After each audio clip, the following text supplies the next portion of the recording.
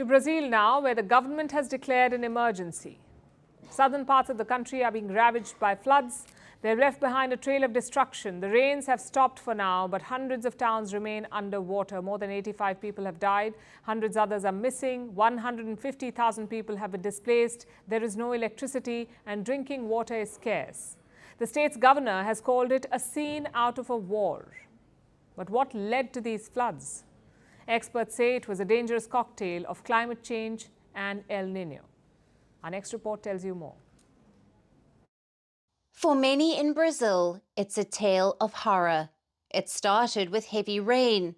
Soon, streets turned into gushing rivers. Residents watched the water rise slowly.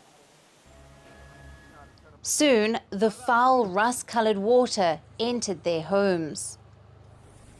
Ultimately, they had to take refuge on rooftops until they were rescued.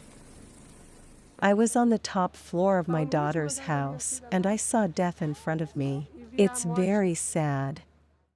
It began with heavy rains in Rio Grande do Sul, a state in the south of Brazil. Soon, the Guaíba River, which flows through the state, burst its banks. On Sunday, the river reached a level of 17.4 feet. That led to widespread flooding. Hundreds of towns are underwater. At least 85 people have died. Hundreds more are missing.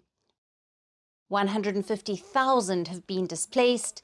800,000 are left without drinking water and electricity. On Sunday, President Lula da Silva arrived in the state. He discussed rescue and reconstruction operations.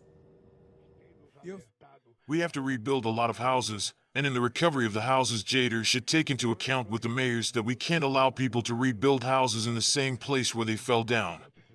The town hall, the state, and the federal government need to locate safe land so that people can rebuild their houses. Rescue operations are currently in full swing. Authorities are out on inflatable boats. Helicopters are rescuing people from roofs. Schools have been turned into makeshift shelters. Field hospitals have been set up.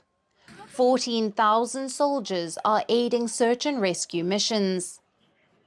Meanwhile, volunteers are working against the clock. All this as concerns grow about supplies of food, water, and other essentials. But the danger is still not over. This week, Brazil has another forecast of heavy rainfall. It could be between 10th to 15th of May. If that happens, the region could be further underwater, and that would impact rescue missions.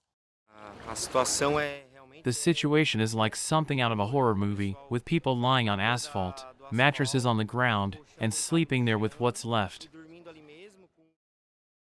But what's causing this flooding? Rio Grande do Sul is no stranger to natural disasters. In fact, this is the fourth such disaster in the state in the last 1 year.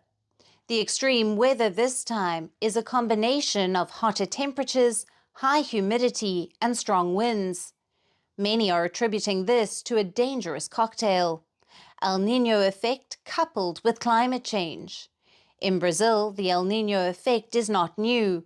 It's caused droughts in the north and intense rainfall in the south.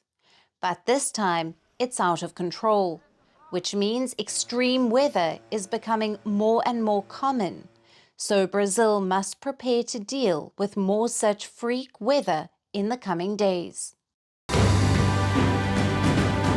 Firstpost reports from the world's second largest continent. Hello, I'm Alison Lagrange. A very warm welcome from Durban, South Africa. We get you the news and the newsmakers from Africa. South Africa goes to the polls on the 29th of May. I will track the election and bring you ground reports. Is it the end of the road for the African National Congress? And will former President Jacob Zuma stage a dramatic comeback? From elections to climate change, to innovations and opportunities. As the world's attention shifts, we report from Africa the heart of the global south. Join me every weekday live on First Post.